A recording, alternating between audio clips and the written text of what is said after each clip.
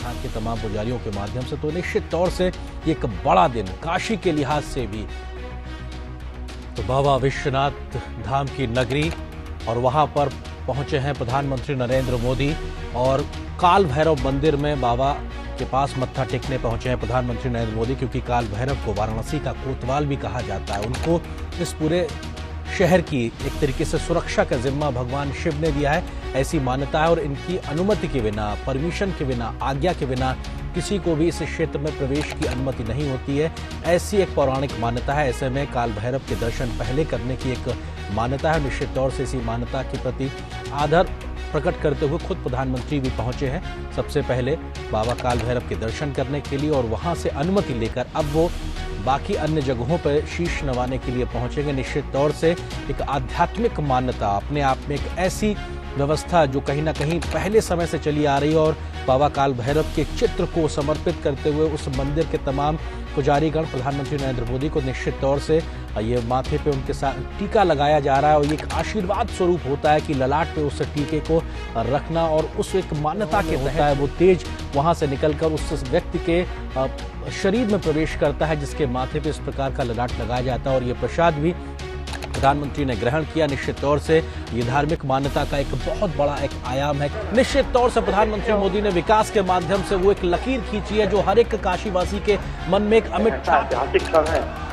कोई अपने आंखों में समेट लेना चाहता है, अपने मोबाइल में एक तरफ देखे कर लेना चाहता है। यही वजह है दूर सड़कों के दूर से भी आप देखें तो एक बड़े काशी के बारे में मैं जितना बोलता हूं उतना डूबता जाता हूं, उतना ही भावुक हो जाता हूं।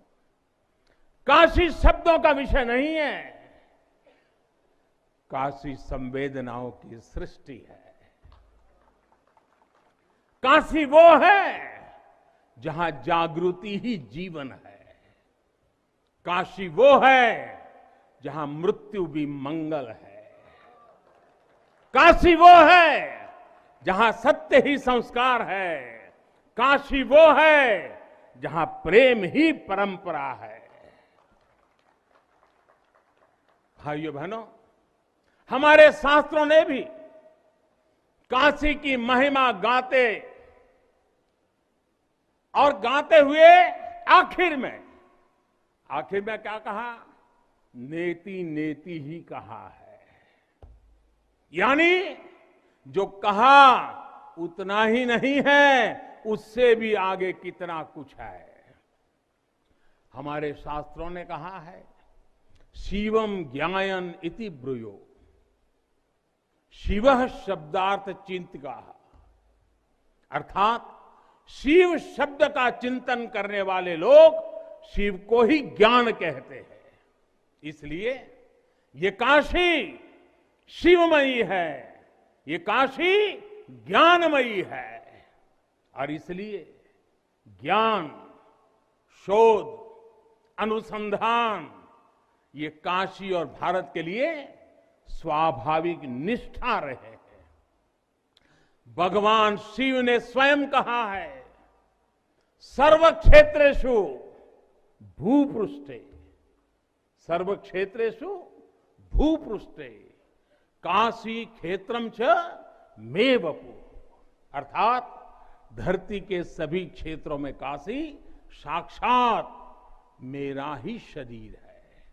इसलिए यहां का पत्थर, यहां का हर पत्थर शंकर है। इसलिए हम अपनी काशी को सजीव मानते हैं, और इसी भाव से हमें अपने देश के कण कण में मातृभाव का बोध होता है। साथियों, जब भी हम भगवान के दर्शन करते हैं, मंदिर आते हैं, कई बार ईश्वर से कुछ मांगते हैं, कुछ संकल्प लेकर भी जाते हैं। मेरे लिए तो जनता जनार्दन ईश्वर का रूप है। मेरे लिए हर भारतवासी ईश्वर का ही अंश है। जैसे सब लोग भगवान के पास जाकर के मांगते हैं, जब मैं आपको भगवान मानता हूं, जनता जनार्दन को ईश्वर का रूप मानता हूं, तो मैं आज आपसे कुछ मांगना चाहता हूं। मैं आपसे कुछ मांगता हूं। मैं आपसे अपने लिए नहीं, हमारे देश के लिए 3 संकल्प चाहता हूं। भूल मत जाना, 3 संकल्प चाहता हूं और बाबा की पवित्र धरती से मांग रहा हूं। पहला स्वच्छता, दूसरा सृजन और तीसरा आत्मनिर्भर भारत के लिए निरंतर प्रयास।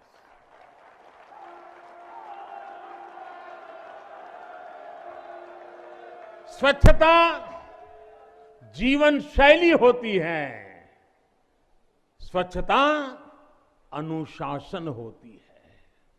ये अपने साथ कर्तव्यों की एक बहुत बड़ी श्रृंखला लेकर आती है।